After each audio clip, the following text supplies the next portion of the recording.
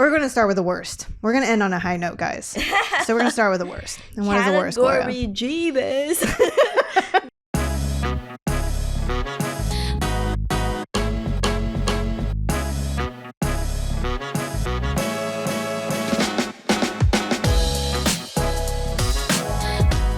Hi everyone, welcome back to the Chemist Confessions podcast. I'm Gloria. I'm Victoria. We're two chemists here to talk about all things skin science. Yep, and today it's a juicy one. Today we are going through the eye cream category and just trying to make sense of it. I don't know, Gloria. Still don't know. You might know, after this episode, you might realize why we don't talk about it very much and why it's a painful topic for us, even though it's very popular. Yeah. All right. Anyways, before we get into the meats, let's go through some nice words because we got some really good ones we have to share. So we're going to start off with the specialist. The title is New Staple for My Acne-Prone Skin. I got the sample size of this first, which I'm going to keep for traveling because I honestly think I can't be without this product. Oh, thank you. I only started getting acne a few years ago and have tried a lot of products that all either didn't work or dried out my skin significantly, or both, until the specialist. I'm so shocked and grateful that this doesn't dry my skin out. I've used it all three ways, but most commonly use it as a spot treatment, especially for under the skin cystic breakouts, and it works like a charm. Yay! Thanks, Yale. Yeah, glad the specialist works for you. That is my favorite way to use it as well. All right. Number two, Blank Slate Gel Cleanser. Title is so simple. I love it. And I love this title because you'll see the way we talk about Blank Slate Cleanser is that we wanted a cleanser that is freaking boring. It doesn't contain retinol. It will not sing to you. It will not cost you $45. but it will do its job. Yep. Every day. And the review goes, such a great cleanser. It removes all makeup and oil I want, but doesn't take off my barrier layer like some other products I've experimented with. My esthetician got me into this brand and I'm feeling really good about it. Thanks, esthetician. Yeah, thanks so much. And we love working with our esthetician friends. And really glad that you like this cleanser. That is actually, you just nailed the entire concept we want the blank slate cleanser to be when we are formulating. Yeah. We want it to be gentle yet effective every day. We actually tested it on a slew of makeup products on our arms. And then our arms got a little raw, so then we had to recruit our followers to help us test the cleanser. And that's exactly what we wanted to create, is a simple one-and-done cleanser for your everyday use. Yeah, and I also just wanted to point out here, Sarah was very kind enough to leave her skin type. And in the description, her skin type is both oily and dry. And I don't know, I just feel like I really feel for that because It's a mood. It's a mood and it's hard to cater to. Yeah, so really glad this works for you. Awesome. All right. And last but not least, we got another review about Aquafix, and the title is Ordering a Second Bottle. Hooray! Well, this stuff is magic. I got it as a sample first along with Mr. Reliable, and it seemed to calm my skin and reduce redness almost instantly. Amazing. I ordered a full-size bottle, finished it, and have been going for about 2 weeks without it now, and my redness and irritation has returned. So, this must be the magic elixir I've been searching for. I guess this is my new holy grail. Woohoo! Thanks everyone for all your support. You know, as a small brand, we don't incentivize for reviews at all. These are all our customers, so really appreciate it. And if you want to try our products, we are still offering podcast listeners a 15% discount code. Just use CC Podcast 2023. All right, it's time to get into the meats. It's all right. the hefty one. Everyone stretch out for a second. Breathe. And so let's just say this had us, I think, going down a rabbit hole for a good few days. Dark one. So the reason being, Victoria and I like to talk about uplifting things in skincare. This has scientific evidence. Hoorah. Here is how you use it, and here are some very concrete, evidence-based suggestions. Mm-hmm. This is not that category. And sometimes I really hate it when we have to be the bad news bearers. So I'm going to call this a news mini subsegment called "Their Words, Not Mine." It's great.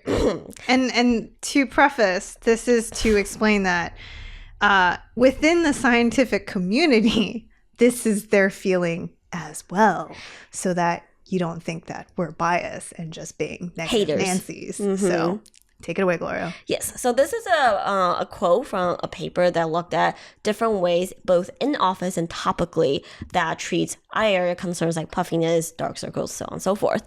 And the quote goes, "Soft tissue fillers and autologous fat grafting are the most effective in treating dark circles due to volume loss. Blepharoplasty surgery is best when excessive skin laxity is the underlying cause. Various topical creams and chemical peels are useful in treating pigment-based periorbital hyperpigmentation, whereas lasers are mildly to moderately beneficial for both vascular and pigment types. Given the scarcity of high-quality evidence supporting these results, recommendations should be interpreted selectively. Additional randomized clinical trial studying periorbital hyperpigmentation will be helpful." Yeah. Their words, not mine. The scarcity in data is what we're working with here. So, yeah. And interpreted selectively, because just the data that is even there, I think Gloria and I spent a good chunk of time just trying to read about the method and the general conclusion. You know, I think it's very easy to take, you know, that, and also not good to take face value what's written in the conclusion, because when you actually go through the study, you're like, I don't think this actually does anything. Yeah, yeah, it's a little disappointing. And so we're setting expectations for everyone here, and we are helping everyone to interpret selectively. There's one more piece of chart I would love to share before diving in to set expectations. This is a study done by New Skin on their eye product, and I really love that. I really appreciate that they did this, kind of like our griping in the previous episode. It showcased the percentage of subjects with improvement. And I just want to say that on the bar graph, you'll see that this product performed the best in terms of eyelid firmness. And it did also pretty well with under eye puffiness. But then you look at the actual scale, and then you see that it only goes up to 60%, which means in all of these cases, only half the people saw any improvement at all. This is not a knock to New Skin. This is the eye area. It's just what it is. Yeah, totally. And because of that, we're going to just dive into the biology a little bit so that everyone can understand why it's such a troublesome, and stubborn concern. First, we should address crow's feet. And we would say this is probably the most well understood, just because there's so much research on face wrinkles. So we're actually not going to spend too much time there. We actually want to focus on the rest, which is dark circles, puffiness, and eye bags. And it feels like a personal attack right now. Seriously. Yes, I have all of them. Right. And we wanted to put some organization to these three. And originally we were thinking, let's just break it down by each skin concern and then talk about, the culprits, how this happens. It's not that easy. It's not very neat. It became like a murder mystery chart. Yeah, because it turns out that a lot of the same culprits can contribute to each other. And they work synergistically to make you feel like, meh. Exactly. And probably we're going to show this paper here that we think kind of organize its best, but it's also very different in that it actually makes the overarching eye concern being dark circles. And then under the dark circles category, they split it up into 3 types. And so the first type is actually just simple hyperpigmentation. This is correlated to a pigment. They call it the infraorbital brown hue. This hue is also associated with things like freckles and melasma. So that's one category, hyperpigmentation. Then the next you have is vascular. This is actually tied to pigments that are blue, pink, and purple discoloration on the under eye area. It's also theorized that the vascular is actually responsible for the fluid buildup in the under eye area, which actually leads to puffiness. So puffiness actually gets linked to this vascular category. And then finally, you have structural. This is simply, as literal as it sounds, structural changes. It's a shadowing that occurs when it's caused by a change in the fat pad structure that's underneath the eye. And that change leads to eye bags. And we're going to go ahead and say it. Of all three categories, structural is going to be the area that will most likely require an in-office procedure. Yes. Just because it's a deeper structural issue. Mm-hmm. Yeah. So that hopefully helps you give an idea of how they're thinking about the eye area biology, and also understanding that because of these reasons or causes, how they contribute to these other skin concerns that we are also looking to tackle. But the tough part here is papers don't actually look at it this way. This is a way for us to process the morphology change that's happening, but it's not the way that people are going about trying to tackle and treat the issue. So in some sense, you're like, great, organized, but also don't give it too much thought to. Yeah, not to mention that most people have a combination of all of these, or two of these, and it's just such a hot mess. And that's why most topicals is going to give you kind of lukewarm results, because even if it's really good at one type, it might not cover all your bases. So yeah, that's a really good point. And Gloria has a really great image that shows kind of the... Great is a strong word here. You're right. Very clear image of the breakdown of these types, and how when you mix them, it's actually the mix of the vascular pigmentation and the structural is what really gives you that real eye concern area that people are looking to treat. And I feel like it's truly the real life scenario. Confession time. Yes. I hate concealers. And this is partially why I'm very lazy. I want it to be one and done. But dark circles are complex. That's why you have correctors, then concealers, and this, then that. Then you have green ones, you have purple ones, you have... Exactly. It's like all these things combined create that perfect concealer, whatever. So I went through a pocket of time where I realized that a concealer actually makes the biggest difference in terms of if I'm putting on makeup, it helps me look most put together because of my dark circles. And I'll go into the store, and I'm a sucker for buying everything the beauty advisors recommend for me, because they do such a good job putting it on. I'm like, wow, I'm a changed woman. Yeah, let me get that. Let me get 2 of that. Like, whoa, okay. And I go home. I just don't have the patience to layer on 4 different concealers. And the thing with makeup is the best type of makeup is you spend an hour and walk out looking like you have no makeup on. Totally. And then I'm a salt mine. No, I have to say, no, that's so true, because Gloria witnessed that before my wedding, I decided it would be a brilliant idea to join my cousins to go clubbing. And the next day, she witnessed I had massive eye bags underneath in the morning. And yes, I would say that the makeup artist probably spent a good chunk just dabbing and layering underneath my eyes. But no, in the photos, you can't really tell that area has more than the rest of my face. So it was also really funny to witness everyone coming out to Victoria being like, you look so beautiful. You're like, I went clubbing last night and you can't tell. Makeup artists are magical. Anyway, we digress. Anyways, all right, so that's the biology. We're actually going to now start going into some of the data behind all of this, and we're going to start with one that I feel like is just a good calibration of where all our expectations should be. Again, this may not be the episode of a lot of fanfare and huzzah, we solved this.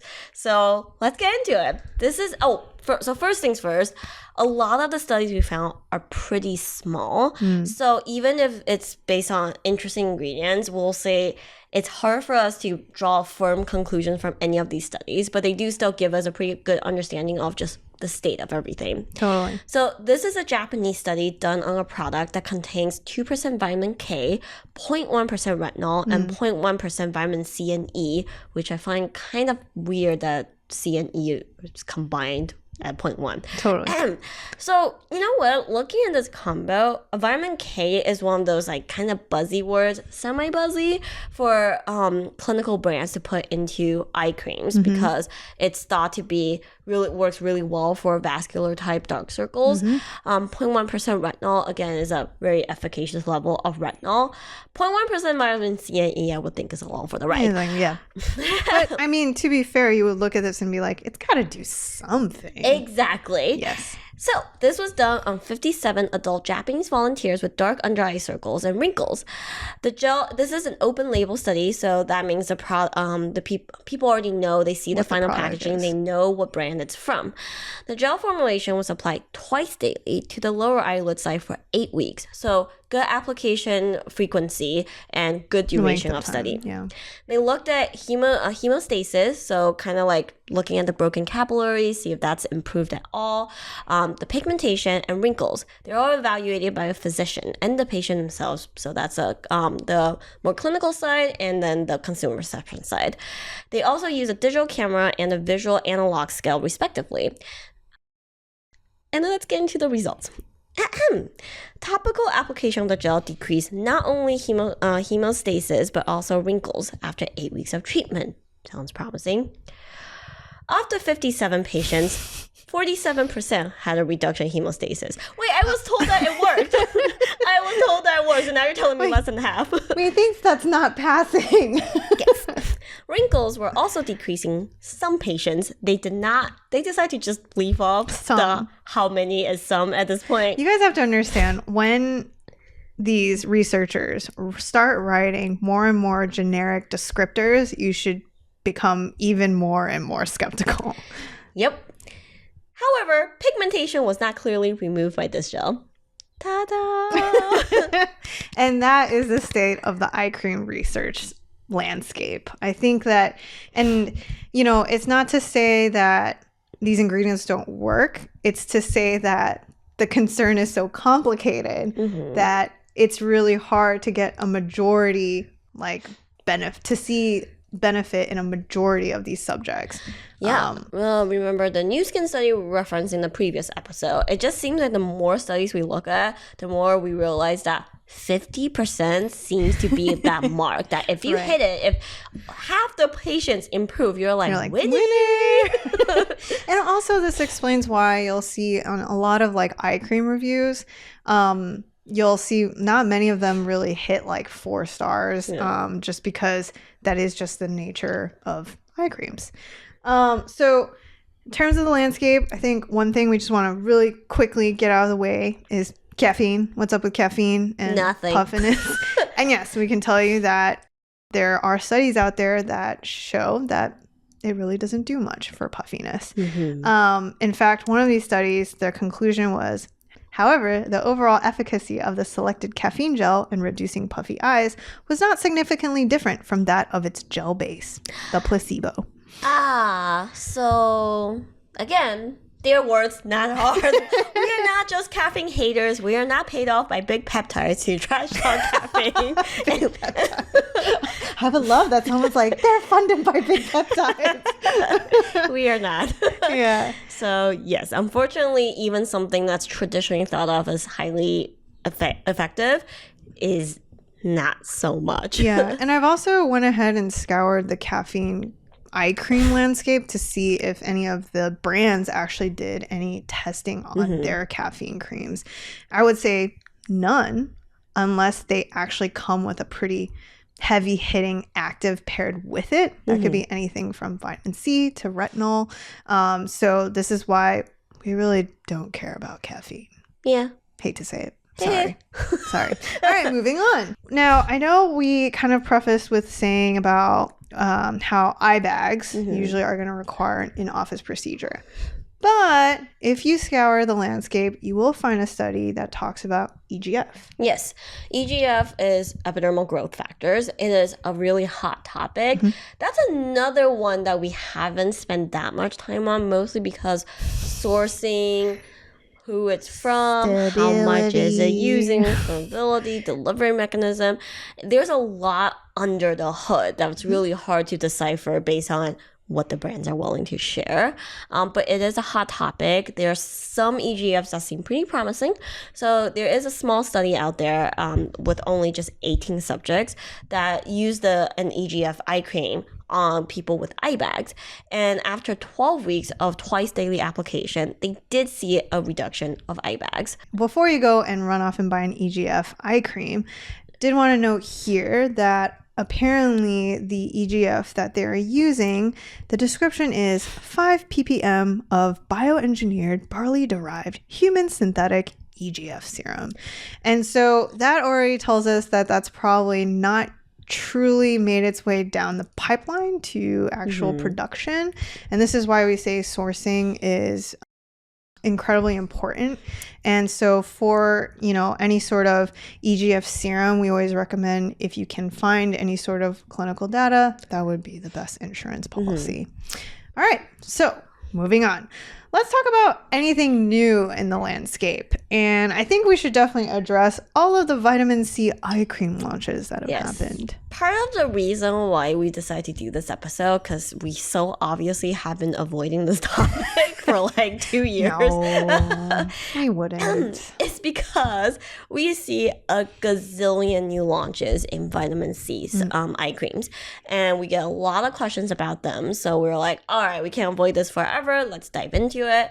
So honestly, when we originally decided to do this episode, we really thought it would just be, okay, let's dial super focus. Vitamin C is a well-established ingredient. In my mind, how it will go is I will find papers on vitamin C. Which form is it? Is it ascorbic acid? Is it the THC that's really popular right now? Find some papers to support it, and then we'll talk about the products. Yeah, no, it didn't work out like that. I found a grand total of one study that looked at, it's another Japanese study, that looked at a whopping 10% sodium ascorbate, not MAP or SAP, the ascorbic form, which is pretty rare, and I can't even think of a single product that actually uses this form. True. And then also 10% ascorbyl glucoside, which is very high for this particular molecule. It is a tiny study. One cell only has 6 people. The other one had 8. What's really interesting is this is done for 6 whole months, split phase, double blind placebo controlled. So that means you have 6 people on one side of the eye, it used a placebo. The other half used the 10% sodium ascorbate, so on and so forth for 6 months. It's, other than the study size, which is tiny, it's actually set up pretty well. And here's the result. Dermal thickness tended to be thicker. Excuse me, tended? Tended. Their words, not mine. I'm just a reading machine right now. To be thicker for the sodium ascorbate treated site, more than the vehicle treated site. Although no significant difference was seen, I will say, not shocking. You got 6 people, man. Yeah. Like, I'd be shocked if it's significant. Both erythema index and dermal thickness tended to change in a parallel manner. Tended? Yes. Excuse me, Mr. Elbow. What does tended mean? Sit down. Mr. Elba is busy right now. On the other hand, no significant difference in changes of the erythema index and the melanin index and dermal thickness were found between the ascorbyl glucoside and the vehicle treated sites. This is very awkward. Oh, this is so super sad. awkward. So, ascorbyl glucoside is thought to be a pretty effective pigment fighter. Yes. So this kind of shows the complications of eye area concerns in general. Because what might be happening is ascorbyl glucoside can be okay at treating the hyperpigmentation aspect of your eye area. But that's rarely the only cause to dark circles. So the result is lukewarm. I just had another random thought that I realized why clinicals probably are not set up for success. We already know that, you've got these different pigment types in your eye bags. And the subjects the way you screen for eye bags or even just eye area concerns is actually pretty general. You're looking at a general grading scale visually. And I feel like there's no way, unless you're willing to pay a lot of money, you'd be able to screen for the perfect amount of pigment under your eye to really get a good sense of if this ingredient's actually tackling it. Actually, that's a great point because the chart that we show of the different types of dark circle and different causes, that's obviously done with a very special lighting, so you can pick those things apart. Ain't nobody got time to actually sit down and then use that lamp to pick and choose subject matter. So exactly, that's exactly why it's kind of lukewarm all around. Totally. Well, that'll be fun when we start actually talking about our vitamin C eye creams in Meat Part 2. But we're going to move on. We're moving on. Vitamin supplements? Really? Yes. So they have even looked at the clinical effects of oral supplement using, you guessed it, antioxidant-based supplements containing vitamin C, flavonoids, and zinc for 8 weeks. This particular study looked at 35 women. They took these antioxidant supplements once a day over 8 weeks. And they actually broke it down very granularly. The results said that skin red, pink, and olive. I actually really love that. The undertone can definitely play a part to the perception of dark circles. They were significantly improved after supplementation. Luminosity was increased by 25.9%, whereas brightness and transparency were not affected by supplementation. Facial skin imperfections were significantly reduced after antioxidant-rich formulation intake. Global reduction of around 18%. Indeed, I find papers with fluff words to be kind of eyebrow-raising. Tended. Indeed, dark circles, redness, and spots significantly diminish after oral treatment. Firmness and elasticity have been shown to be improved. Subjects were globally satisfied. Sorry, that's what she said. We're so mature. Globally satisfied. 82.4%. Me thinks that's a light definition of global, but and have found improvements on their facial skin. Furthermore, 64.7% reported to look better at the end of the supplementation. Yeah, this isn't the most atrocious paper. Yes. And like Gloria said, the fact that they were granular about the type of improvement is good. But I will say, when you read minus 18% global reduction, I just want to say visually that would be, it's actually can be not as clear visually and seeing that benefit. The camera can track those improvements so much better than we can. Yep. Honestly, for me, I would just kind of wish this study went on for longer. That's really it. Exactly. So eat well. I don't think this actually makes a strong case for having, like, you don't have to buy this particular thing, but if you're already taking care of yourself, you're taking whatever general multivitamins that work for you, you don't gotta buy the $120 type of supplements. Please don't. Of all the things you take away from that. Yes. Okay. Yes, totally agree. In conclusion, we know we're ending the research side feeling a little bit frazzled, maybe not feeling like there's a really big conclusion here. What we can say is that ultimately it's just managing expectations. Will an eye cream be able to erase all of your eye concerns? Definitely not. Will it be able to tackle crow's feet? Probably. It might even lighten dark circles. And that's about as far as topicals will go. I think the other thing I did want to emphasize is that in these studies, it's very apparent that eye creams need more time. So if you're ever curious about, is my eye cream working for me, we'd probably give it at least 12 weeks to really draw a conclusion here. Just because, like we said, these eye creams are trying to tackle actually multiple concerns that are working together to make our skin very difficult. Yes. But otherwise, in Meat Part 2, not to worry, we're actually going to go through the eye creams themselves and help people figure out what's a better eye cream to purchase and one maybe you can do without. But otherwise, we're going to take a break. We have to take a break. I think Holy you guys crap. need a break. So we're going to go to our animal fun fact corner, and we're going to break it up. Break it up. Yeah! Animal fun fact corner! All right. What are we talking about today, Gloria? This I'm very excited about. We follow a channel by Frank. If you don't know him, check out his YouTube channel. He makes hilarious and really adorable, informative animal videos on all sorts of random crap. Random species you may not know about. Yeah. And we actually noticed this little guy in his little countdown / animal awards video recently. So we are going to talk about the pumpkin toadlette. Sounds so cute. It is so cute. So this is also known as a spig saddleback toad, and these are brightly colored orange little toadlettes that can fit on probably like your fingertips. They're pretty much the size of an M&M. Tiny. Yeah. Tiny. Adorable. They're found in Brazil, usually on floors of rainforests, and they are poisonous. I read that their toxins are from the same family as pufferfish. Don't eat them. I don't think. I hope you don't want to eat them. A bright orange toad in the Amazon. It's not going to be very nutritious. They're so small. Yeah, I hope your instinct isn't to go like, wow. So, yes. So they're tiny, they're poisonous. They reproduce about once a year during rainy season. And what I find really adorable is that they actually hatch little toadlettes straight out the egg. Toadlet squared? Yes, they're already toadlettes because they're tiny. So even tinier form, their babies come right out. They actually don't, they skip the tadpole stage, unlike other frogs and or toads. So yeah. Very, very cute, but we're not here today to talk about how adorable they are.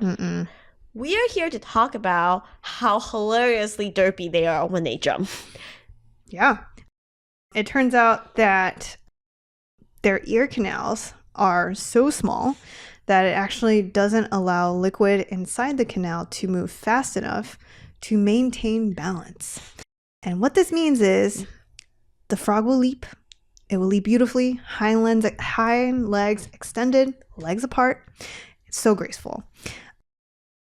But you're going to want to imagine that impact.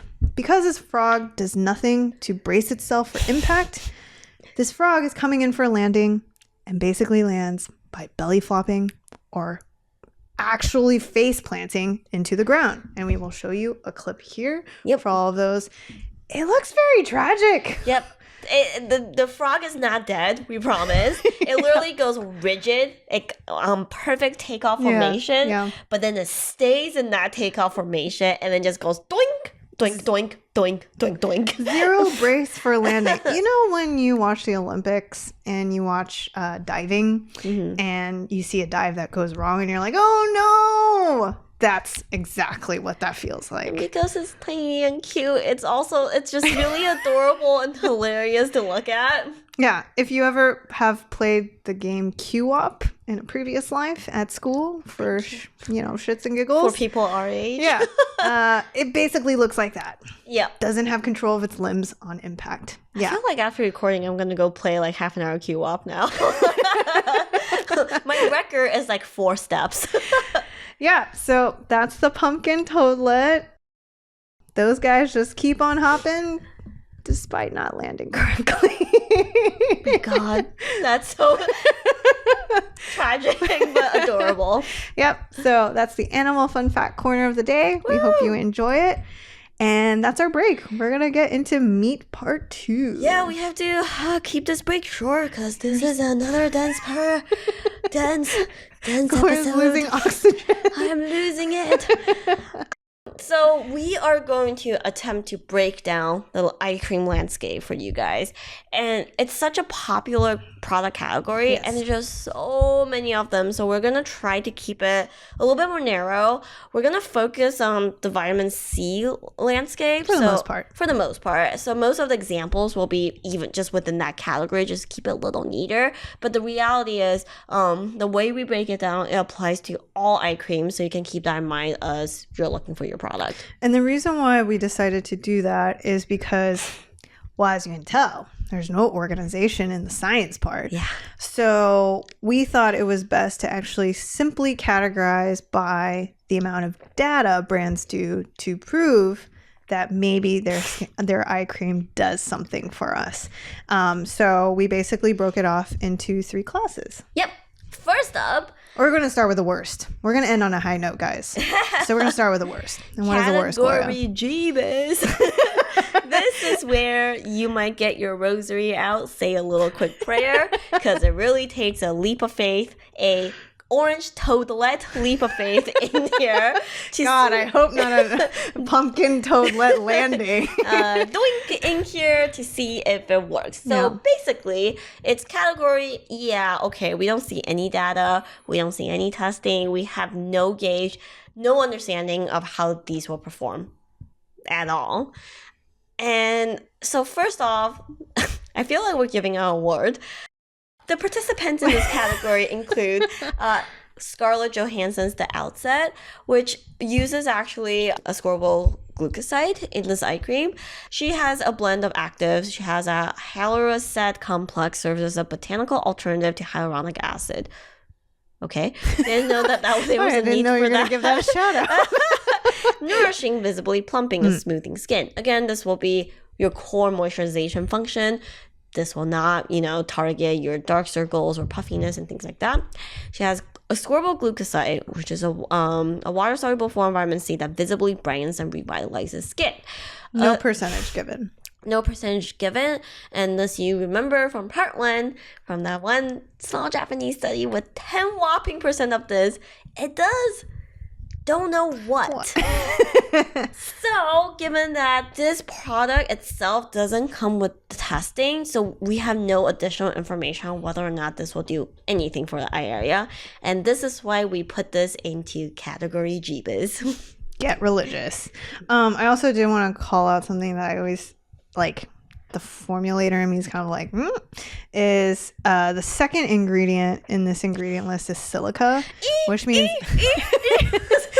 that's a lot of silica. It's a lot of powder. It's gonna blur your face. Yeah, so, more makeup than maybe even skincare. I don't know. Yeah, and if you have dry skin, if you're worried about, makeup kind of setting to the lines under your eye area, I personally would recommend it. I mean, silica can be formulated in a way that it kind of sets up your eye area or your face for makeup application. But personally, because I have dry skin, it just makes it feel that much drier. So I'm not a fan. Totally.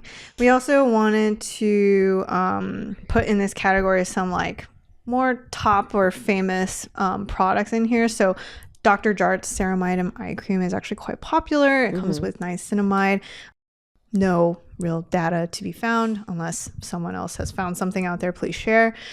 And then the third one, my goodness, La Mer's Lifting Eye Serum. Yep, nothing. We've found nothing that tells us why we should be spending hundreds of dollars. Is La Mer because it's like $150 for Lord knows what. So that's some big jeebus. It's the jeebus. Yeah. All right. Moving on. Category 2, we would consider this mid-tier. These are, you could call them clinical, but they really are more just on consumer perception studies, where the subject just simply evaluates their own progress. Every time point, week 2, week 4, week 8, they might come in, fill out a questionnaire, kind of noticing their own improvements, but there's no actual measurement or expert grading that's done to kind of track all of that. So this is why we call it mid-tier. Yeah, and the reality is most products nowadays play in this category. Yes. I would say for certain other category of products, we wouldn't weigh consumer perception as heavily, but in the field of eye creams, data is sparse, so we gotta take what we can get. Yeah. And one of the examples from this category is Herbivore Supernova. Yeah. This product uses THC ascorbate, I think at 3%. And usually in all other categories, we'll try to do a decode, we'll reference some papers and tell you what you should be able to expect from 3% THC ascorbate. But in the eye area, we just don't know all that much about it. And the study that Herbivore choose to do is a 7-day consumer perception study.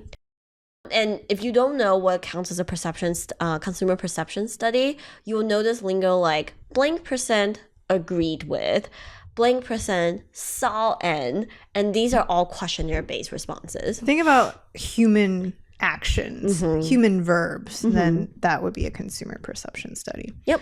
So we're just going to call out a couple here. 95% agreed. Eyes looked more refreshed, rested, awake after 7 days.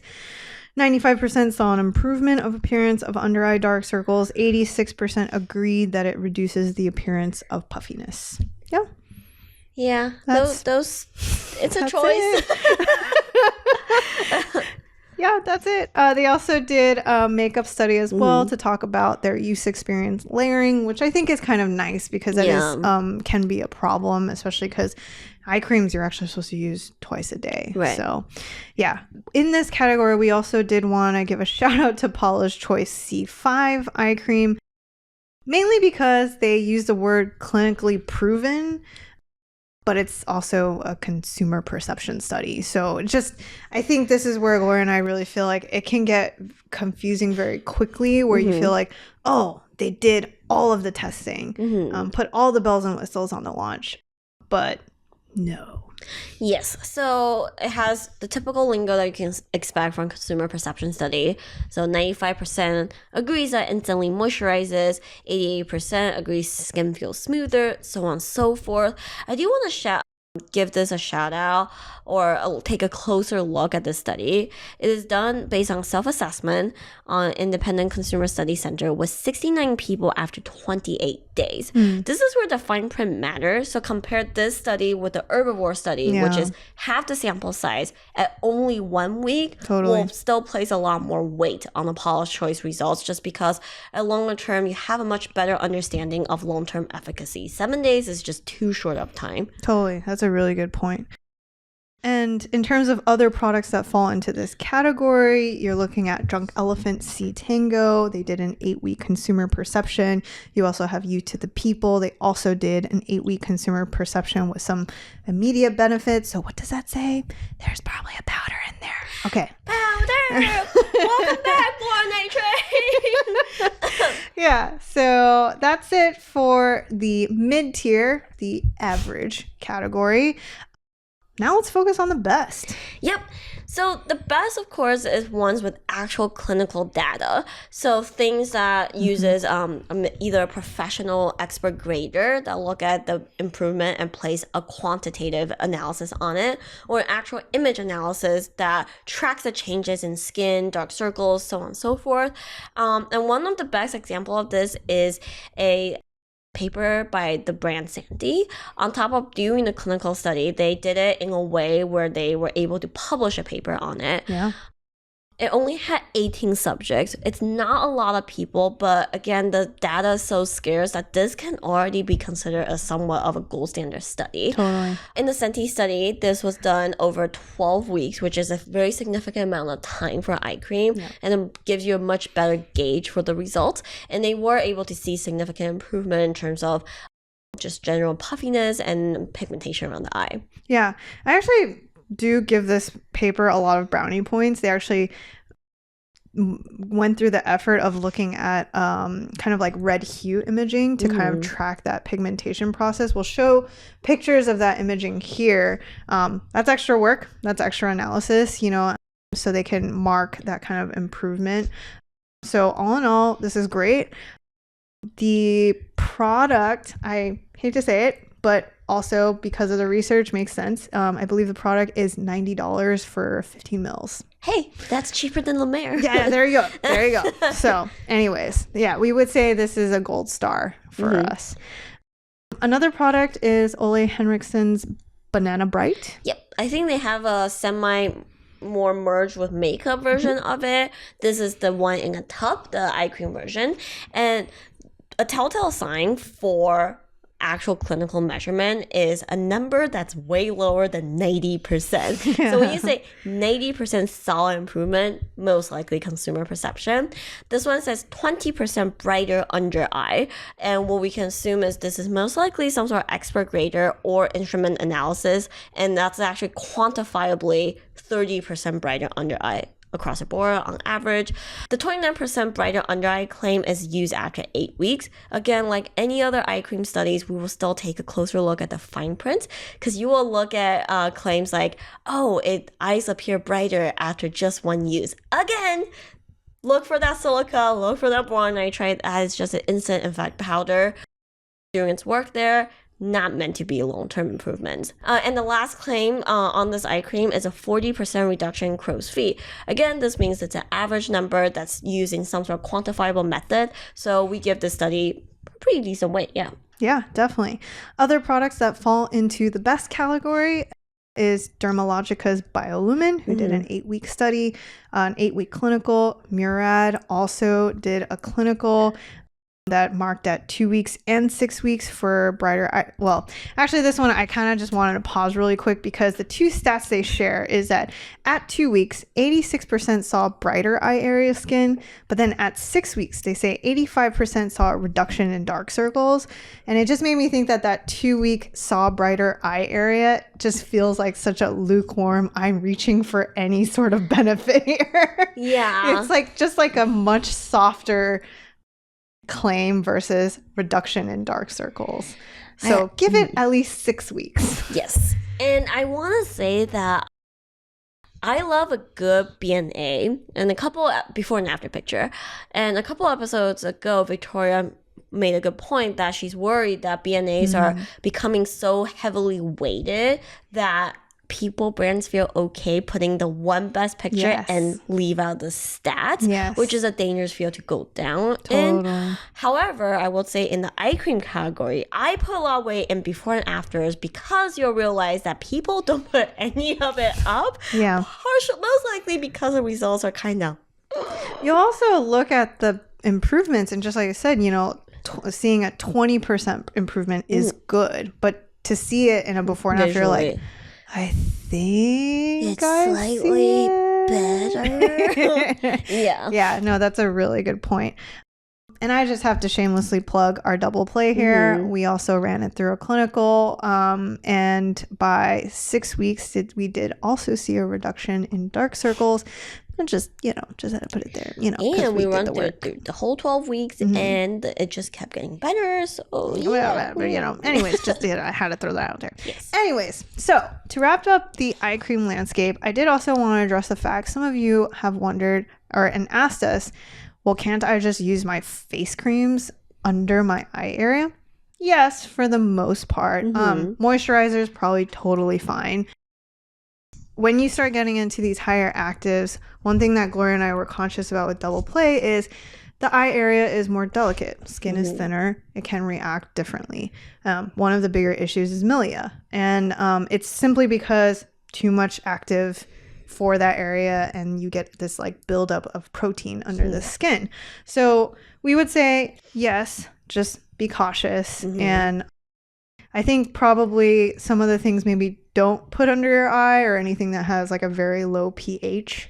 That'd probably be my general guideline. I think we had someone ask about using our gold standard, which has 30% glycolic acid under the eyes, and we were like, no, please, hold up. No. Methinks it's not the best idea.